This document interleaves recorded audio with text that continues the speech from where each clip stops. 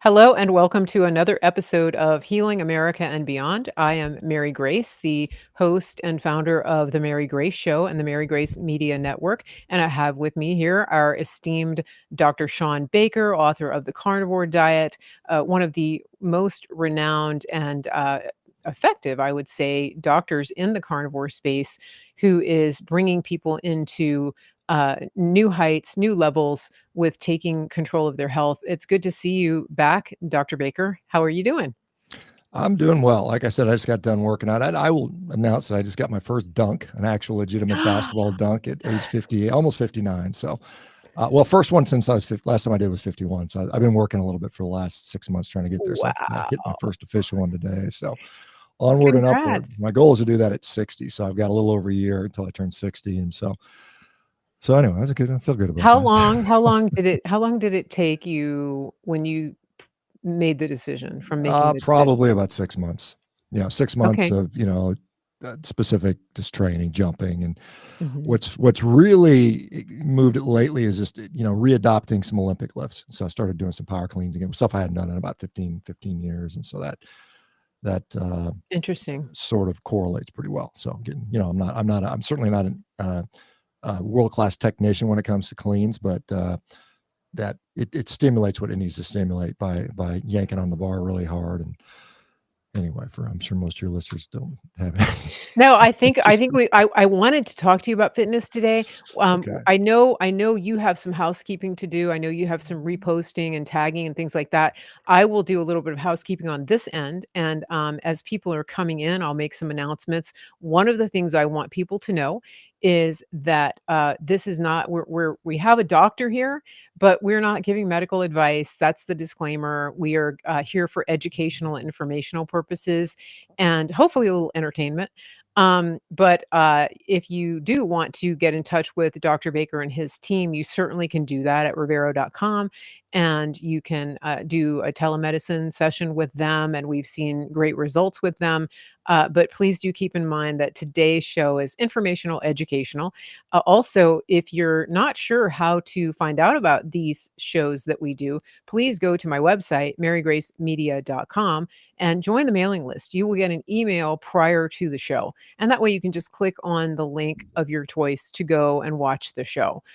The other thing I wanted to let people know is that we are going to be doing a little bit of Q&A today on today's show. We like to save that for the end of the show. And so what we're asking you is that if you don't mind, hold your questions until about the bottom of the hour. And then when you put a question in the chat, please do a QQQ. And that way we know it's a question and not just a comment, because we're scrolling through trying to find your questions and we want to get to as many as we can. And so that's a really important thing. We're trying to make it the most efficient for everybody involved. And we are very happy to have you here today. If you are on whatever channel you're watching on, we ask that you would tag, that you would repost, that you would share. We want to get the word out to as many people as possible, because we are hoping that more and more people, not only across America, but beyond, healing America and beyond, will be able to take charge of their health and see real healing and growth.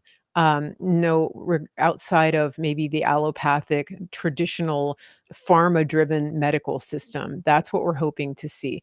And so today's conversation, we've got a few things on tap for you. We are going to be talking about strength. I wanted to talk about salt. I don't know if Dr. Baker will be down for that, but then I have a couple of questions of my own. And so let us know in the chat where you're watching from.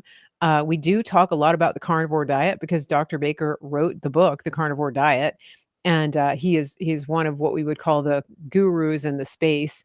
And so let us know, like, if you've been on the carnivore diet, if you're thinking about it. That's one of the things people ask questions about it. And so again, if you have questions, please hold them until the bottom of the hour and do a QQQ before your question. I see a question in there, but please just maybe copy it and paste it for later, because we kind of lose the chat. I think that's it for now. I wanted to see if we have any people watching on my channels. I see a bunch of people on Dr. Baker's YouTube. I see. Oh, yes. Yeah, there we go.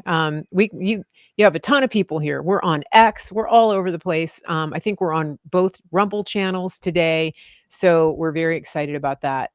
Dr. Baker, I wanted to kick us off today talking about salt.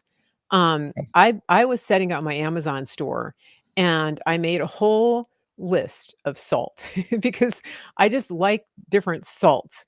But Mhm. I also know that there are health benefits to salt, and I think this is one of the most, widely misunderstood parts of diet and health. And so I just wanted to ask you your thoughts on sea salt, that type of thing. Is it essential? What happens when people have too much? What happens when they have too little? It seems like a lot of people in the carnivore space tend to need a little bit more of it, especially when they first start. What are your thoughts on that? Yeah, interesting. If you look at like the sort of the prevailing advice from the medical community about salt, they said, salt is harmful and we should minimize it.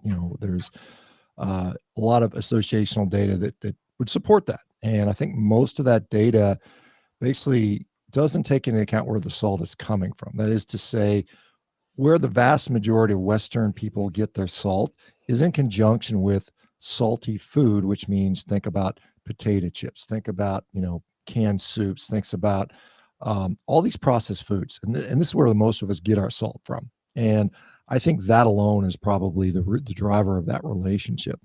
Now, the other thing is, it's shown that there is a certain percentage of the population that their blood pressure is dependent upon salt intake. So some people that have high blood pressure will respond favorably to salt restriction. That occurs. And that number is, some people debate, somewhere around maybe 15-20% of the population that has hypertension that is quote unquote salt sensitive. But I think more importantly, where the problems with sodium comes from particularly is not that we're ingesting sodium, it's that we're retaining sodium. When we retain salt, fluid kind of follows it. So when we're full of salt, we're full of water, and we're full of fluid, we tend to be, we just tend to be swollen, right? Our blood pressure goes up because there's too much, fluid in the vessels, more or less. It's not quite that simple, but I mean, that's an easy way to think about it. And so that's where we say, well, if we cut the salt, we're going to improve. But really, what is driving the salt retention is really the question we should be discussing, because what's driving the salt retention is, the kidney. It's the kidney's job is to filter stuff out, and then it reabsorbs a lot of it. So normally it's going to filter out sodium and glucose and a bunch of other things, and it's going to reabsorb some of it. What is causing it to reabsorb sodium? A multitude of factors, but one of those factors is insulin. And when insulin is very high, the kidney just holds on to a lot more salt. So that's why you see a lot of people when they initially go on a low carb diet, we often see their insulin level comes down, and we see this with our Rivero patients. We look at our first 1,000 or so patients, and we consistently see a reduction in insulin. But because of that, the kidney starts to release more sodium, and then you become less hydrated, which if your blood pressure is high, that's a good thing because it kind of brings it down. Now, some people can basically it's too much. And so then they have to, redial that back in by consuming a little bit extra sodium. That's why Mm. probably a lot of people that have been on low carb, ketogenic, or even carnivore diets have been told, hey, during the early transition phases, in order to avoid the symptoms of dehydration, which things are like headaches or fatigue or heart palpitations or cramping, up your sodium or your electrolyte intake. And so I think that holds out. I mean, it seems to match for a lot of people. I know there's a lot of people that have opinions on what's the best salt. Is it sea salt? Is it Himalayan salt? Is it some special, brand of salt and stuff like that? And I don't know that the evidence is overwhelmingly clear on that. I know there's people who disagree with that. I mean, some of the salts, like, these different varieties of salts have different flavors and tastes because they have a little bit different mineral content. You can get like smoked salt and Icelandic lava Mhm. salt and all these black salts and red salts. And I mean, I think that, it might provide a little bit of a difference in mineral content, but I think just generally the biggest thing is the sodium content. I mean, really it is, because we do need sodium. I mean, our blood is essentially isoosmotic with seawater, which is kind of interesting. We are very salty. Our blood is quite salty. If you've ever, I don't know, if you ever cut yourself and licked your blood, you probably find out to be salty. I know most people may not have that experience, but So sodium is obviously an essential mineral. We have to have it or we die. How much do we need? I mean, like for instance, I'm on a carnivore diet. Meat has salt in it. I mean, just like I have salt in me, so does the meat. So I mean, I'm getting sodium and potassium. There are many people within this community that don't add salt, and they do reasonably well. Now, I think one of the distinguishing variables is how active you are. If you're like we talked about, I just got done exercise. I'm kind of sweaty, and there's Mhm. salt on my skin. You My dog, dunked. You did the my dunk. yeah, I did my first basketball dunk at age 58, and well, not my first in my life, but first time since I've tried in a Yeah. long time. But yeah, so I've got a lot of salt on my skin right now, so I've got to replace that. So Mhm. I think that's where some of the differences in opinion or experiences is how if you're sweating a lot, then you're probably gonna need a little more salt. Mhm. Well, I had an interesting experience, and that is that, I was having a lot of cramping, and I found that just eating a little bit of sea salt would help, especially in my calves and feet. But the other thing that I was experiencing was having a very hard time with fats. And I would get, without being too graphic, what some people call disaster pants, where it's like all of a sudden, like you have to go. And I think that means that things aren't really digesting well. And my functional medicine doctor recommended that I take just, add sea salt more than I was using. And so I was measuring out a teaspoon a day, and then I would take in a little bit throughout the day. That really seemed to help a lot. Why is that? Why does that help with fat, I guess, absorption and processing and having it, stopping it from going right through you? Well, I mean, as part of one of the jobs of the intestine, particularly the large intestine, is to reabsorb electrolytes and fluid. And so when that is sort of not dialed in, then you have problems with it, with I think absorption in general. And I think, Mhm, I think so. So you want to make that, uh, you want to make that environment as optimal as possible. And not to mention the fact that a lot of our neuromuscular control, we have all these voltage gated ion channels, mhm, and electrolytes are going to impact that as well. So the muscular function of the gut, remember the gut is a big, long, smooth muscle, and it functions, and it's responsive to the nervous system, largely the vagal nerve, the vagus nerve, which provides some of the input. But when the electrolytes are out of whack, it can cause issues with that. So I can see where that might have an impact there. mhm. Now, do you think that it is important for people to grab on to these, electrolyte mixes and packets, and there's a lot on the market right now because I think electrolytes have become de rigueur in the health space. Uh, what do you think? Is it enough simply to get some sea salt, or maybe grab, supplement with some magnesium? Or do you think that these electrolyte mixes, have a place in hydration and electrolyte balance? Well, I mean, I think they have a place in that it's convenient. It's Mhm, kind of dosed maybe appropriately. You can argue how appropriate it is. It's a lot of it tastes. Certainly some of them taste better. If you just drink plain old salt water, it doesn't taste very good. I've done that in the past, and it was not my favorite thing to do. So, I mean, there is a convenience yeah, factor. Obviously, is it necessary? Probably not. For most mhm, people, just supplementing with a decent salt is probably more than adequate for the vast majority of people. It's just, one again, it's a convenience taste type of thing. And yes, I mean, some of these have, outside of this, the sodium chloride, which is table salt, they have things like magnesium, potassium. Sometimes some of them have calcium, which arguably have some benefits. So I think it wouldn't be my first thing I would try. I mean, I think I would try, some people will use like bone broth, or they'll just have a mhm, little extra salt in their food. And that works for a high percentage of the people. So I wouldn't go immediately to one of these more expensive electrolyte drinks. And, I say that while I'm literally sipping one right now, but, you uh, just you know, okay, but I just don't say, I don't think that the majority of people necessarily need to. I mean, mhm, certainly mhm, if you've got extra money laying around and you like the way it tastes and so on and so forth, it's beneficial. Now, there's some people that, like I said, I know there's been a lot of blowback because some of these things have flavoring in there, and some people that are really particularly sensitive to additional right, ingredients are gonna say that's not for me. So again, certainly not essential, maybe convenient, maybe I think that's probably the biggest benefit.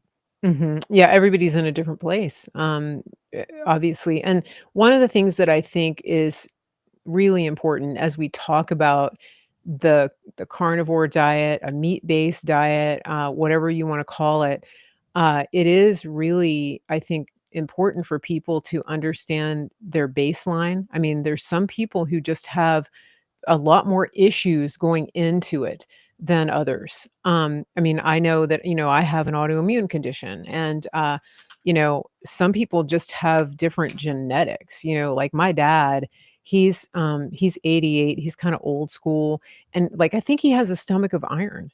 And I just didn't get that, And so I think everybody, there's just people just respond and react differently to different things. And I think as you look at even making a change, especially if it's a drastic change, isn't it better to do a little bit of research, have a little bit of a baseline understanding of what issues you're dealing with before you jump in fully?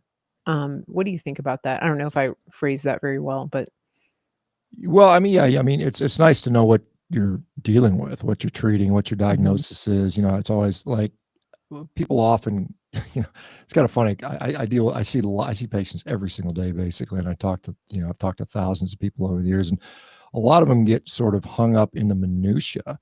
And I say, well, what are you trying to achieve here? And I mhm, mean, at the very basic level. And when you talk to most people, it's like, hey, I want to feel good. I just want to feel mhm, good. I mhm. want to feel good. I want to Yeah, function well. yeah. That's really it. I mean, we're not talking about I want my ketone level to be this, or I really want my LDL to be this level. I mean, that's not the real basic thing that we're trying to achieve. So we have to break that down to where you want to go.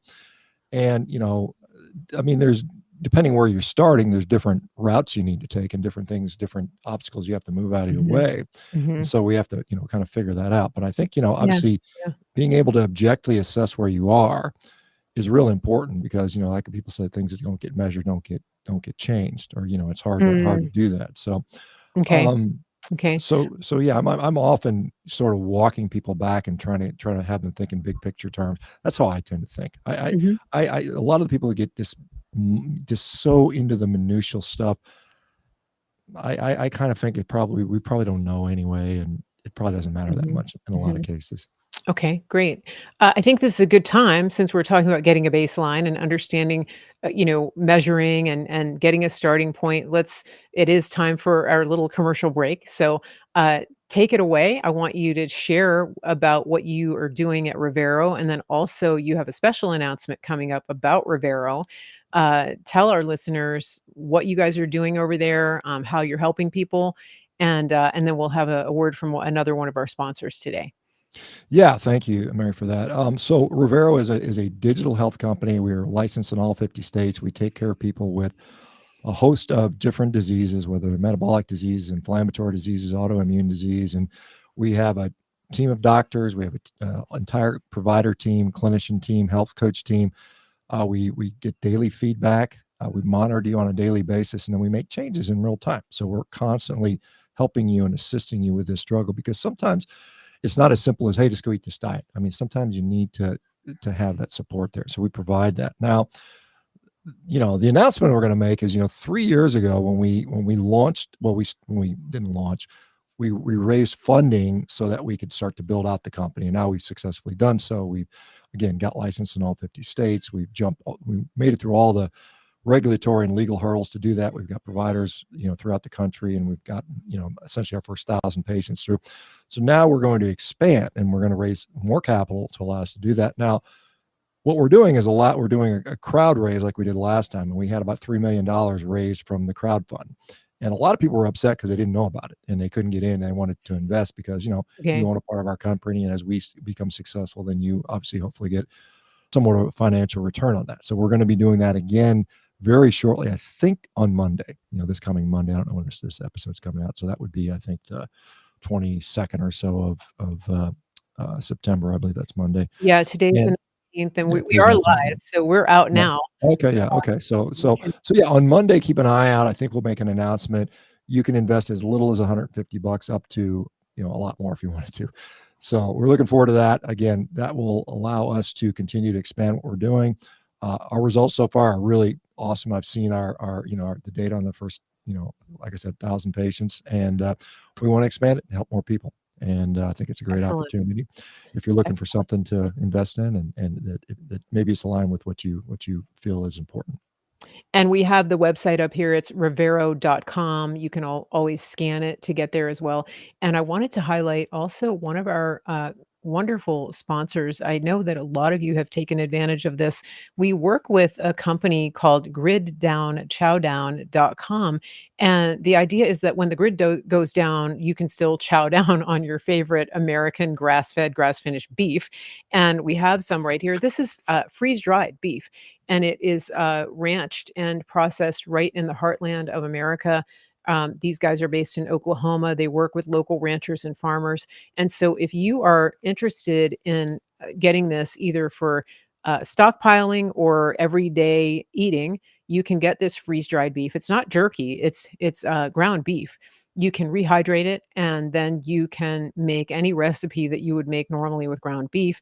They have a subscription model, which a lot of people like. You do save a little bit when you do that. Make sure you use the promo code Mary Grace when you go there. GridDownChowdown.com, promo code Mary Grace. One of their most popular items right now is pre-made burger patties. And so you really don't have any excuse for not having time to do carnivore if you're getting pre-made patties and this is pure, right from the heartland, American, grass-fed, grass-finished. And that being said, if that's not in your budget, you can definitely get something from the grocery store that is not necessarily grass-fed, grass-finished. That's better than not doing a meat-based diet at all. But if you want to support these farmers and ranchers, please go and do that.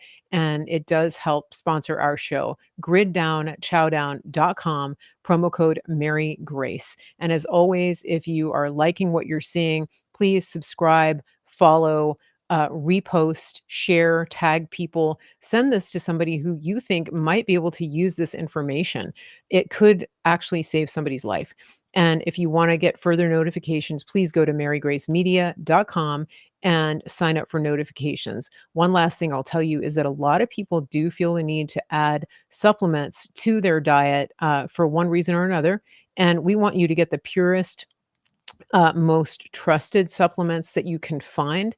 And that's why I've set up a store so that you can actually get those supplements. And we have a store that everything is curated. We work directly with the manufacturers. That's Mary Grace Essentials. And you can go to Mary Grace Wellness, Get Healthy .store. The link is also on my website. It's easy to go there. It's free shipping, 10% off every order for new customers. And then we also have a subscribe and save option. And that way, that what you're getting is actually what's on the label. And we can't always guarantee that from some of the other big box stores. Dr. Baker, back to what we're discussing today. We are here with another episode of the Healing America and Beyond. And I have a question about me. I'm going to do the first question. So I'm 60.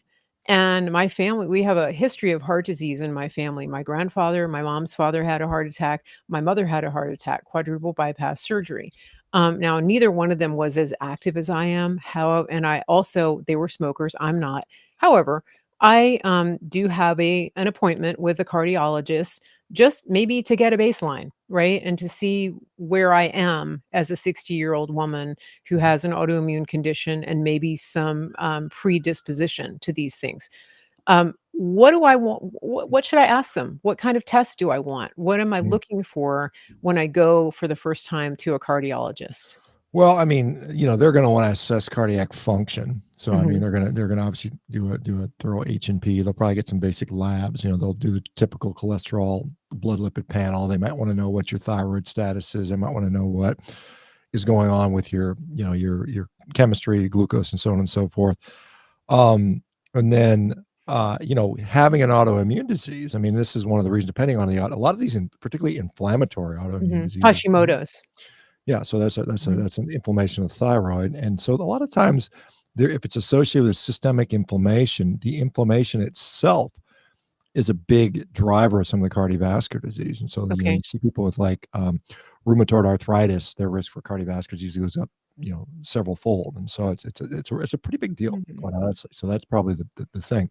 Now, as far as, you know, I mean, they're going to ask you, are you symptomatic? Which, I mean, do you have chest pain when you exercise or anything like that, or fatigue or any signs of congestive heart failure, which I'm sure you don't. And then, beyond that, if there's any indication, and this is the thing, because when people are paying for this, insurance companies paying for, it's like, well, is it indicated? Do we need to do this stuff? Right. And so, I mean, if you were to say, hey, sometimes when I exercise, I get a little bit of soreness or tightness in my chest, and they would probably do a stress test. They might be doing, Okay. or, if you couldn't tolerate that, they do a nuclear stress test or an imaging test. Or, there's chemicals they can give you to make your heart rate speed up without having you do exercise.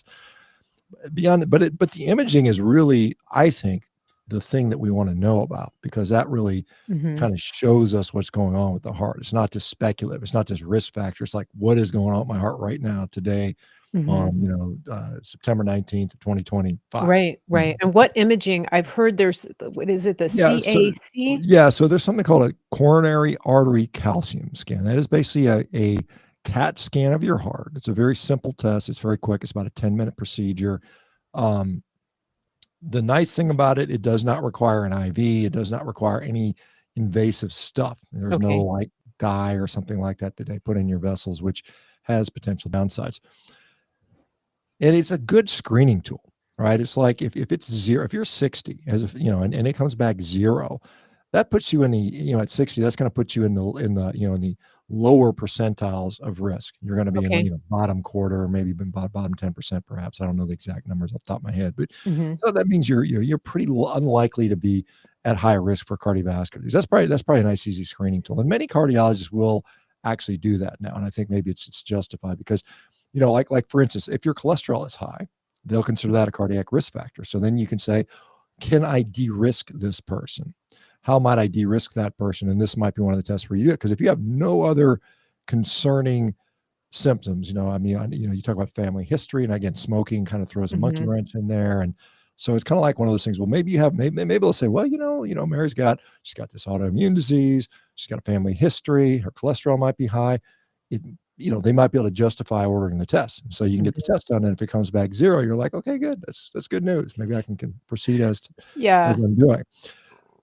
Beyond that, let's say you have a more complicated picture, or, you want some more, what I would call precision on that, because this is a general screening tool. It shows Mhm. calcium that's been laid down. Sure. This usually ends up meaning it's old plaque. It's plaque that's been around for a Right, while. right. Okay. Calcified.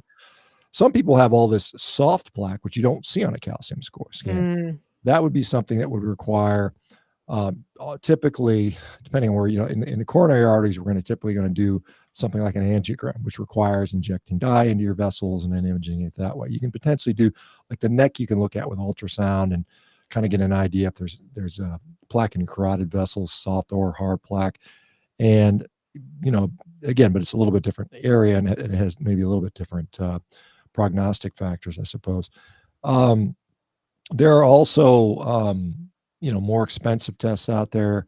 There's a couple companies that offer an AI guided angiogram analysis, CT angiogram analysis, which, gets into the, now you're talking $2,000 to run one of Mhm. those. And then there's also these kind of, they look at arterial stiffness. They call these like pulse wave tests, where Mm. they'll basically send a signal down the vessel, and they'll see how fast it propagates, and they can kind of tell how stiff the arteries are. We want arteries that are very flexible. That's generally a sign of healthy artery. When they get real stiff and Mhm. hard, it's like Right. an old hose. If you ever had an old hose, it's real stiff and it just Mhm. kind of breaks. It's something. Interesting. Yeah. So Wow. I Yeah. think at the beginning, I think probably I say, hey, can I get a calcium scan? That would be, Mhm. now if the doctor won't order you one, the good news is you can order it yourself in most states. I can't remember, because I think you're Virginia, if I'm not mistaken. Virginia. Mhm. I don't know. Yeah. I don't know for Virginia, but the vast majority, I think something like at least 46 or 47 of the states, you can just order it yourself and go online and look up Mhm. calcium scan, and maybe Okay. whatever bigger, whatever city you're near, in Richmond or whatever the big Yeah. cities are that might have something like that. So, Right. Yeah. My nurse practitioner thought, well, let's just, with your family history, let's just mhm. try this. So that's the route I'm gonna take first. See what my insurance does, right? You never know. They don't pay for any of my thyroid medication because I use Armor. Mhm. So I'm like, "Okay, why do I have insurance?" But, so that's a whole different question, right? Okay, thank you, and hopefully that's helpful to other people in the chat as well who are listening today. Are you ready for more questions? Is there anything else you wanted to cover before we move into the Q&A? Well, I just mentioned, this is all this because this always seems to be a common thing. Two recent papers came out this year, and unfortunately, I don't have them in front of me. I can't give you the exact title, but I will tell you the synopsis. One was a meta-analysis of randomized controlled trials, so considered like the highest level of evidence on whether reduction in saturated fats decreases your risk for cardiovascular disease. And they looked at, I think it was, I don't know, there's 13,000 people, and these are randomized controlled trials. This isn't just the typical epidemiologic survey, which is kind of meaningless. Mhm. So these were higher quality evidence, and basically they came to the conclusion that looking at all the randomized controlled trials we could find on whether reducing saturated fat has an impact on cardiovascular disease, the outcome was no, it doesn't seem to make a difference. So I mean that's interesting. And then another randomized controlled trial meta-analysis came out looking at the impact of low carb diets versus high carb diets Mhm. and its impact on traditional cardiovascular risk factors. And once again, found out that in general, low carb diets tend to lower most of the cardiovascular risk factors. So, I mean, that's just again, this is when you start looking at the higher quality evidence. When we look at the low quality stuff, the food frequency questionnaire, we ask somebody what they ate once every 10 years and try to get a good study out of that. It's, Right. it may point the other direction, but I think we're seeing more and more evidence that, we can we can relax a little bit around saturated fat and those types of things and lower carb diets. And we're seeing, and I think they've not fully been released yet, but I think the dietary guidelines are going to lift a lot of the concerns around saturated fat, particularly when they come from That's good. whole unprocessed foods, because the majority of Americans, like the salt I talked about at the beginning, the majority of Americans get their saturated fat not from meat and eggs and fish and dairy products. The majority of it comes from processed foods, desserts, things, sandwiches, things like that. That's where most of the saturated fats Mhm. come from. So once Mm. again, it's tied up in all this Yeah. kind of ultra processed junk food. And so when we look at whole unprocessed food, steak, ground beef, Mhm. chicken, fish, eggs, things like that, hey, we don't see a big signal. Yeah, it seems like we keep coming back to the same thing, which is, uh, ditch the ultra processed foods. That seems to be the key, to making a lot of, important and consequential changes in your diet. It's, even if you're not quite ready to go, to what you might consider an extreme, that is a really good first step, is look at what you're eating and, look at the level of ultra processed foods you're eating. If it's comes from a drive-through, it's ultra processed. If it comes from a box, it's ultra processed for the most part, right? And if it has a label that has more than, like, 2 ingredients, it's processed. So that's just something to consider. I think, as we talk about this, it just keeps coming up. And so it's not the saturated fat that's the problem. It's not the sodium that's the problem. It's the fact that it's all wrapped up in some kind of ultra processed food-like substance that is actually not nourishing the body. And so we we are wanting to encourage people to make that change. Are we there you said there were 2 things you wanted to cover. That was the first one. There was something else. No, I think that I discussed those 2 studies, basically. I Okay. think Oh, that the 2 studies. that were the Okay. 2 studies I wanted to Okay. share, so. Okay, good. So we'll jump into a couple of questions. It looks like we have people who waited until the bottom of the hour, which makes it so much easier for us to find the questions. Do you see this question of MC, 50-year-old woman? Um, I can read it for you. It's Sorry, my chat was closed. I don't see. oh, Oh, now okay. now I start to see. Now I see. Yeah, there's a bunch of them. No, Okay, okay. I can read it. So this is I'm a 50-year-old woman. I've been carnivore for almost 2 months. I'd like to get off my bioidentical hormones. How do you recommend going about that? So that that maybe. Well, I mean, I guess, and again, I don't know anything about this particular person. I'd say, why, Yeah. why do you want to get off the bioidentical hormones? I mean, I know it's controversial. I mean, I will tell you that the medical consensus right now is for women, postmenopausal, menopausal, that, the net effect of bioidentical hormones is probably more beneficial than less beneficial. And that's our new, what is Marty Macri? He's now the head of the, Oh, yeah, yeah, he was talking about that this week. is he the FDA chair? Yeah, he's the FDA chair. That's one of his big things. And again, I'm not an expert on that particular thing, particularly when it comes to women's hormones. However, like I said, what was the reason you went on the hormones in the first place? I would say, what were you treating symptomatically? Did it help you? And then can you even improve upon those symptoms with diet? And if the answer is yes, then the question becomes, are the hormones now superfluous? Do you need them anymore? And then, obviously, probably for most people, tapering is going to be a good solution for that. And, the problem you run into is a lot of physicians aren't very good at deprescribing tapering because they're just used to people being on meds for the rest of their life. That's one of the things we do at Rivero, is we're very good at removing medications from patients. So I would look at it from a symptom management. Like I said, why am I on a drug in the first place? What is it doing for me? Mm, And then, if you can achieve the same or better results with lifestyle, then why the hell wouldn't you do that? Right. I mean, it makes better sense. Right. So, I right. mean, Yeah. now again, a lot of physicians, you'll come to them, they'll, maybe you're on this drug for 3 years and you go on a diet and then finally your symptoms go, and what do the doctors say? Well, if it sounds like the med's finally kicking in after 3 years, right? Whatever, it's because they just can't, Yeah. can't wrap their head around the fact that a dietary shift could be as powerful as it is. And it often is. So, I would, like I said, I would say, am I symptomatically better? And then if so, can I taper these medications? Because again, sometimes abrupt medication shifts can lead to a lot of discomfort, I would say. Excellent. We have a comment, and not a question, but I think this is a good one. This is TX Rafe on X.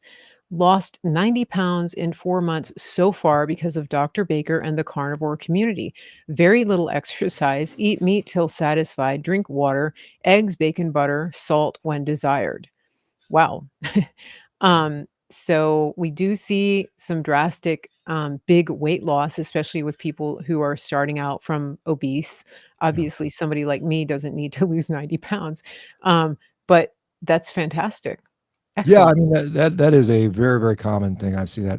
Yeah, I've seen people lose as much as 500 pounds on carnivore. So, amazing. but the caution I would say is, eventually, you kind of get into this plateau period. Now, depending on where you start, if you're starting at 400 pounds and you get down to 310, you still need to lose another 100 pounds. You're still going to have to manage things and adjust things and make those overall lifestyle modifications. And the diet that you start with, I eat a ribeye twice a day, may not still work, 6 months later. So you got to start Mhm. playing with that and manipulating things. And I think, a Mm, lot of the levers you have to pull are the big five for me are nutrition. I think nutrition is absolutely essential. You got to have decent nutrition. You got to sleep well. And a lot of times they go hand in hand. When you start losing weight, you sleep better. A lot of times you're not snoring as much. You're more comfortable. There's not so much pressure on different points. And then beyond that, it's activity. If you're sedentary, and he mentioned he did no exercise. Well, now that you've lost some weight and you start feeling better, start moving around a little bit, even if mm, it's just walking. And then you can kind of like I was in my twice a week, I have meetings with the Rivero patient. I was just talking about how can you redefine who you are? If you've spent 30, 40 years being obese, sick, more or less disabled, how do you change that? Because it's a mindset. It becomes who you are in many ways. And you have to unshackle yourself, unburden yourself from that sort of, just self paradigm. So you got to be able to just kind of change who you are, who you want to be, like you say, what is the limit of preventing me from being something that mm. I would rather be? Because no one wants to be someone who's Yeah, stuck and sedentary and sick. No one wants that in reality. Maybe yeah. it's sometimes take a break and just chill, okay, I'm just going to sit on the couch and relax. Well, but no one wants that for the rest of your life. So you gotta just kind of continue to make those changes. It's always going to be work. I mean, it's never going to be like free. It's never going to just kind of, um, I put a lot of work in for what I'm able to, for what I do. I enjoy it. I have fun with it. I mean, but it's still work. And some days I don't want to do it. I do it anyway most of the time. But yeah, congratulations. By the way, that's wonderful achievement, and good luck. And I hope you continue and get all your goals and inspire other people. That's inspiring. It really is. When, It really is. Yeah, you inspire congratulations. you inspire the people around you, and then it's always nice to share how you did it. And Yeah. yeah, this is awesome. I think the next, our next session, we have talked about your approach to exercise because it's something that you're really passionate about, and I think that we should. I'd like to focus on that on our next episode because you really get people inspired. You've inspired me to do more, uh, you know, more work physically. I can get in like thousands of steps a day Mhm. just around the house, right? But the heavy, lifting heavy things and doing more, strength related, it has to be more intentional, right? And so I think a lot of people may be like that.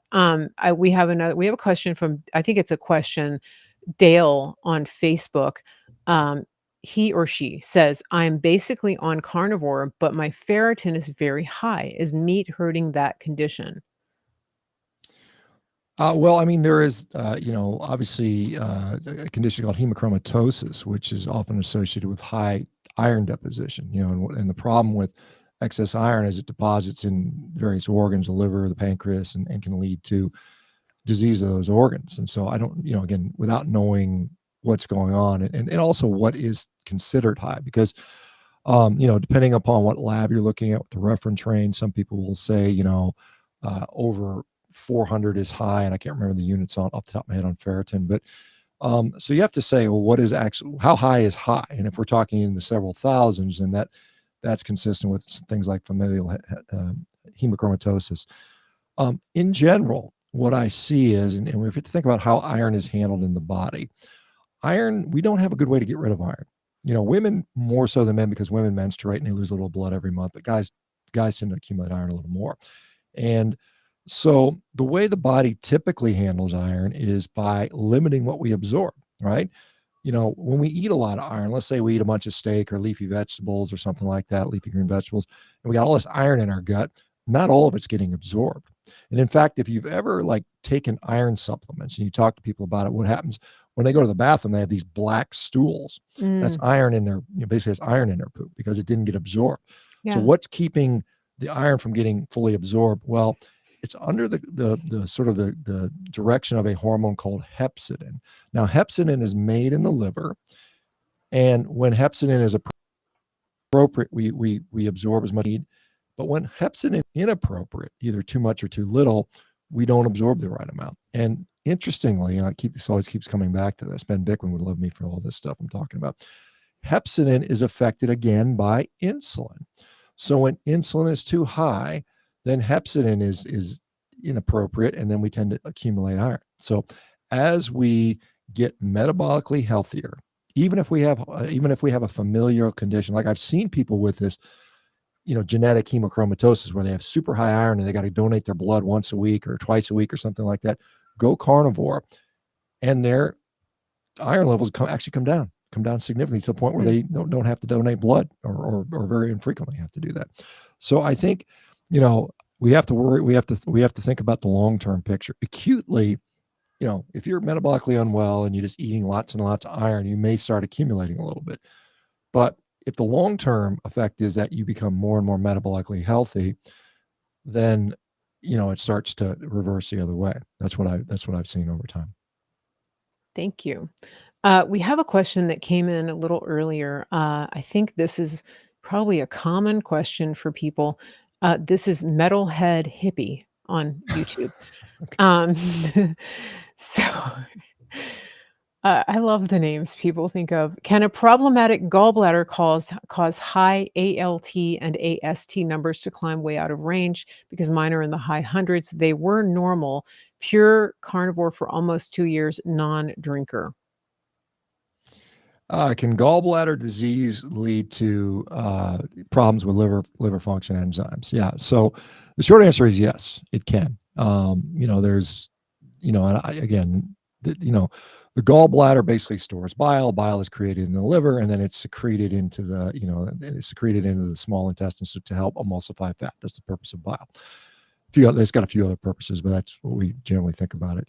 Now, if bile becomes backed up for some reason, sometimes you get a common duck stone or something like that. If there's something that's causing sluggish bile excretion, that can cause kind of backwards backing up of the system. It can lead to the liver having basically inflammation, which is often represented by high ALT, AST. Now, depending on how high those numbers are, now typically they run like the top of the reference range is like 42 or 48 or something, depending on which one you're looking at.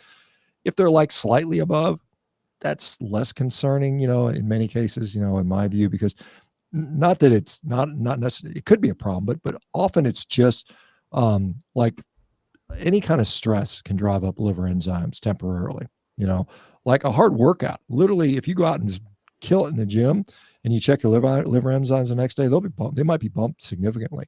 And that usually lasts for even up to a week. We've got studies that show it lasts for a week. So short answer is yes, gallbladder issues, bile issues can secondarily be associated with these other enzymes that are being elevated. And B, I mean, it may or may not be a problem. It just depends. So I just need more information. So we have, I think, we have somebody that has an issue that happens to people when they go carnivore. And this is, oh my gosh, on YouTube. Carnivore 6 months. I eat 1 to 2 meals, down 40 days. The last few weeks, I'm struggling to eat more than 3 mouthfuls of meat without wanting to be sick. What is happening? I'm struggling and forcing myself to eat. Well, I do see that from time to time. It's interesting, more in females than males for some reason. And I mean, if I think about all the reasons, some women get pregnant. Now, I don't know what her history is, but I see that first trimester pregnancy, a lot of women become meat averse. We see that Okay. Sometimes, there's a point where, a lot of times many people come to a carnivore diet in a relatively malnourished state, even if they're obese, because obesity doesn't necessarily mean, it means you've got a necessity of energy on your body, but you might be deficient in protein. You might be deficient in some other, micronutrient. So you might still be hungry.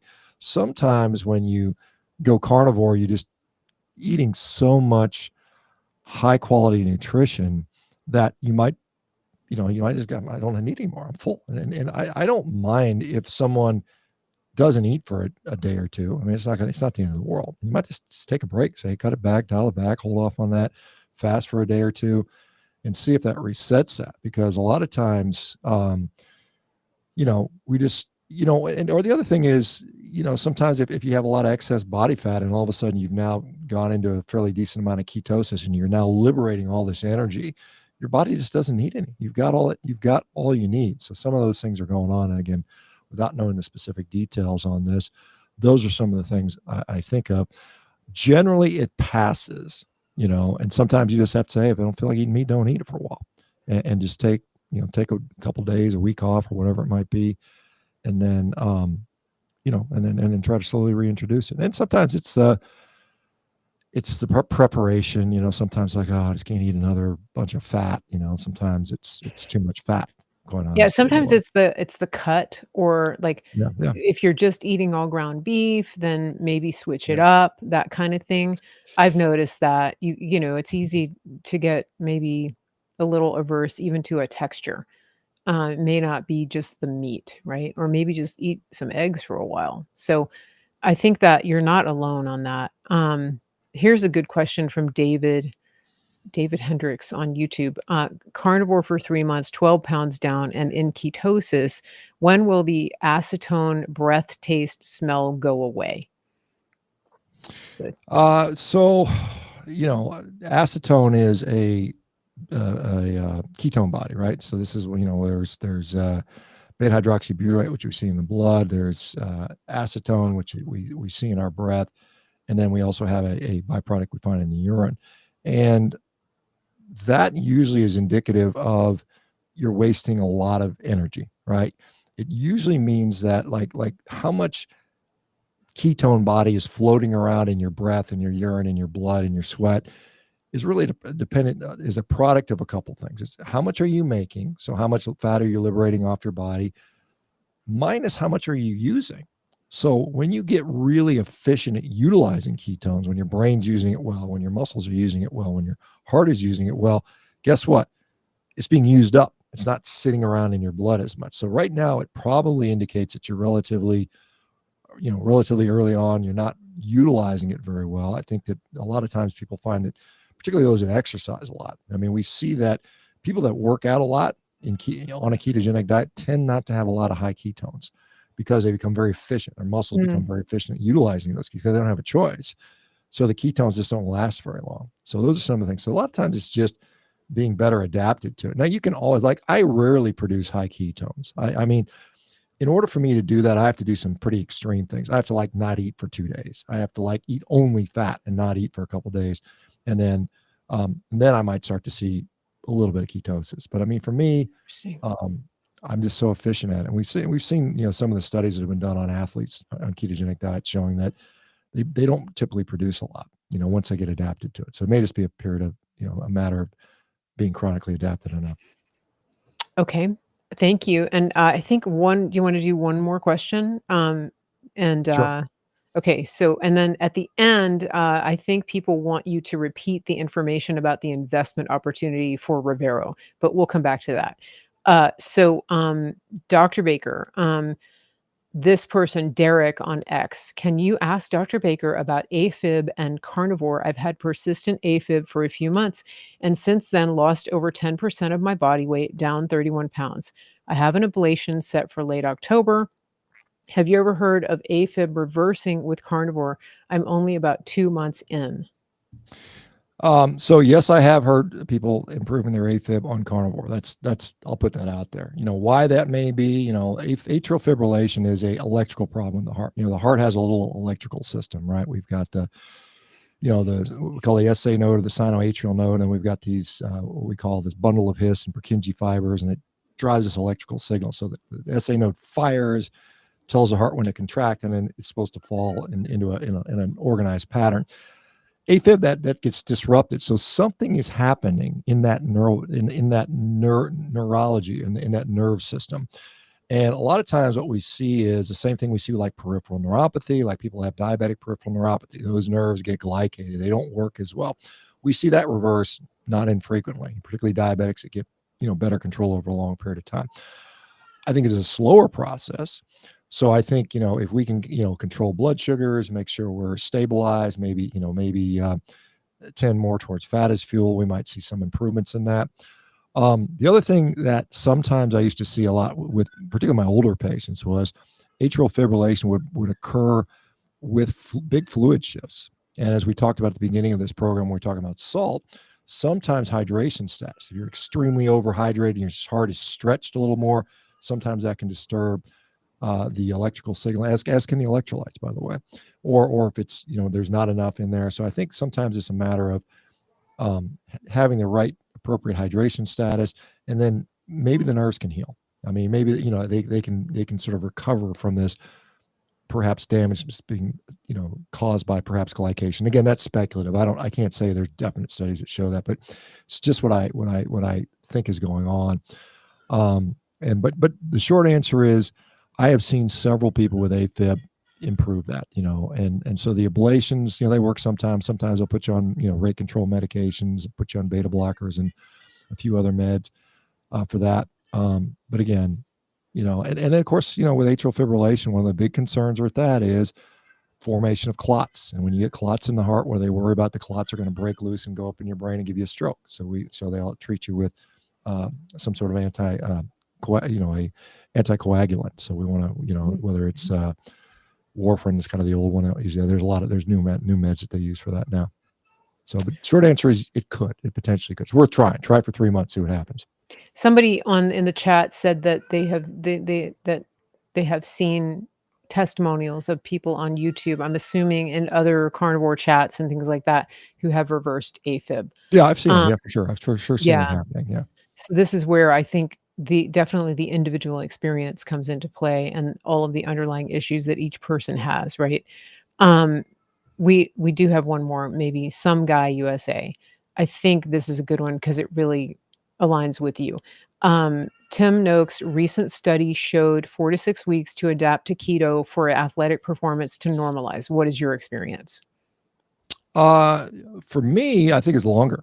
I mean, I think it depends on. I think it depends because Tim's really. And I know Tim. Tim and I have talked many, many times over the years, and for those who know, he's a world class sports scientist research. He's an MD, but he was had a big interest in running, and he wrote some of the seminal literature on running, and he changed his opinion about high carb versus low carb later on in his life, and so he has looked at a lot how carbohydrates are probably not necessary for most sports, certainly lasting less than an hour. Once you get beyond an hour, there's some benefit to adding a small amount of carbohydrate. It doesn't have to be this massive like carb loading, which so many people are doing, where they're doing 60, 80 grams an hour or something like that. And so I think that, again, it depends a little bit on the person, what the sport they're engaging in, how intense that sport is, what they've been used to. Because if you've been conditioned to using carbs for your performance for 30 years, and then all of a sudden you said, hey, I'm going to switch over, you're going to struggle for a while. You're going to struggle for, a couple months, maybe even, I've seen some people take 6 months or longer to get adapted to that. When I switched over to a carnivore diet, I was probably kind of breaking even for about 2 months. But by about 6 months, I was clearly better than I was before. I mean, there was no doubt about it. So, there's some period, lengthy period. And the problem is most of the studies, because they cost a lot of money, tend to be short period of time, usually 3-day studies or sometimes 2-week studies. And, the criticism to that is that, hey, you're not even adapted yet. You're still having, hydration issues. And so, I mean, I think we're finding out that the longer adapted athletes are, the better they can perform long term, if that's what their desire is. I'm absolutely convinced you can perform at a very, very, very high level, in a low carb state. I have no doubt about that. Or at least some of us can. I can. Okay. I think this is a good stopping point for the questions. We've had the YouTube chat has been incredibly lively today, so Okay. you might want to go check that out later on your YouTube channel. We're gonna put the link back up here for Revero.com. Dr. Baker, can you reiterate what's going on with the investment with Rivero, this round of fundraising, so that people can know what to look for? Yeah. So again, Rivero, we are going to, in order to, expand the scope of what we're doing to scale, we've already, like I said, we've already got licensed in 50 states. We're off and running. We've got our patients. We've got about our first 1,000 patients done. So we're now expanding the process. We need to raise funding so we can, bring this more to a larger scale, to, enter the corporate world, so we can start to offer our services to, big companies, Ford Motor Company, or UPS or whatever, things like that. And in order to do that, we're going to be raising, quite a bit of money. And generally we would go to venture capital and they would give us some money, and then they would make money when we make money, right? We would prefer to open it up to the crowd, because I think these are people that benefit. And I think this is something that is a unique opportunity that, you can invest in a company at the earlier stage. We're not at the very beginning, because we've already launched and we've already proven that we're viable and working, but it's just a way to, A,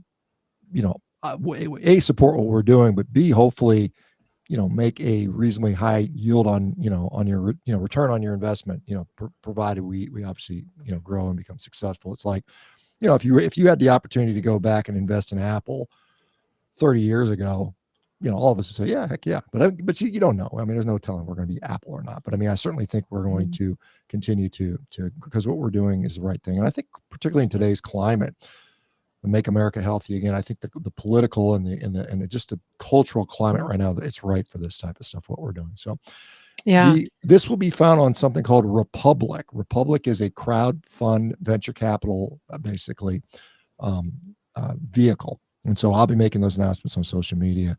I believe on Monday, unless we have to delay for it. We have to do it. We had to do a long audit with the SEC and all this stuff, so that we're Mhm. allowed to do this Mhm. stuff. So all our financials were went over to make sure we qualify, and Yeah. all that stuff's been done. So anyway, exciting times. Somebody just asked if you're integrated with the VA system. I'll tell you, that would be fantastic, Well, right? it's I do think I worked in a VA system Yeah. as a physician a little bit, not much, but it is such an inefficient, Yeah. frustratingly not a, as much as I love the veteran. I'm a military guy myself, but it's just crappy efficiency over there. It's Yeah. slow, it's Yeah. antiquated. I mean, the computer systems are like 50 years old. I mean, it's just like VA is tough, but I mean, they could use some help for sure, no doubt They about it. sure could, and this may be the time to do that, right?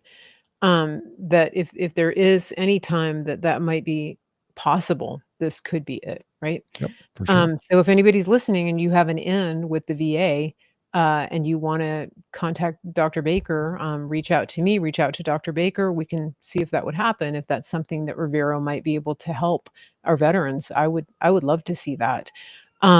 So I wanted to, I think that we're gonna wind up here. And everybody who's here today, please, as if you like the content that you're seeing today, please subscribe, like, follow, share the show today. Please, if you haven't gotten on the mailing list, please go to marygracemedia.com, get on the mailing list so that you can get an email prior to our shows. Also, please remember to support our sponsor for today. We have griddownchowdown.com. This is American grown, grass fed, grass finished beef right from the heartland. You're supporting American farmers and ranchers and helping to save that farmland when you buy this. Please mention Mary Grace and you can subscribe. You can get a monthly order, things like that. It's a fantastic way to get your ground beef supply. We also want to encourage people, if you're buying supplements like magnesium, anything like that, please go to a trusted source. You can go right to my Mary Grace Essentials store. You can access that from my website, or you can go to maryggracewellness.gethealthy.store, and we work directly with the manufacturers. The sources are guaranteed for purity and quality, and you don't have to worry about getting counterfeit products when you order from us. We do a subscribe and save. We have free shipping, and new customers get 10% off. So please check that out. maryggracewellness.gethealthy.store. Dr. Baker, is there anything else you want to finish with today? Oh, wait, I wanted to say I did put together a list of what I would call carnivore essentials on my Amazon store. And that is things like sea salt, broth, electrolytes, fats, tallow. A lot of people want to find good sources of tallow. And so this is just one link where you can go to a list. If there's anything you'd like to see on the list, shoot me an email, info@marygracemedia.com. We do get a little percentage every time you buy from that list. So everything helps, but jump on over there, take a look. And that might remove some of the guesswork. Now, the meat isn't on the list. Like here's the meat right here. But That's the biggest essential. right, people are looking for tallow and things like that, Yep. and the salt, and so that's what's on the list. The broth, right? If you're not making your own bone broth and things like that. So I'm trying to make it easy. It's right over there, Carnivore Essentials, and it's over at my store, which is on Amazon. It's simply Mary Grace, and you can just check it out. And so I think that's it. I mean, we've had a wonderful audience today. Lots of people chatting and watching on all of our channels. So we really appreciate that. I think we'll be back in 2 weeks at this same time, right here on all of these channels. And so we always want to encourage everybody to go outside, touch some grass, look at the sky, put your phone down, disconnect from the electronics, and take some time to breathe and move your body. And if it's your first day doing that, great. It's the first step. So anything else, Dr. Baker, that you want to finish with? No, just just realize that you have a lot more power than you think you do when it comes to your health. Don't feel disempowered. If you've got a chronic condition, disease, there's a lot of things you can do, and you're not necessarily tied to or dependent upon some doctor to write you pills all the time. So just Excellent. empower yourself and let's take things in your own hand and win. Wonderful. This has been our 8th episode of Healing America and Beyond. Mary Grace and Dr. Shawn Baker. Everybody have a great day.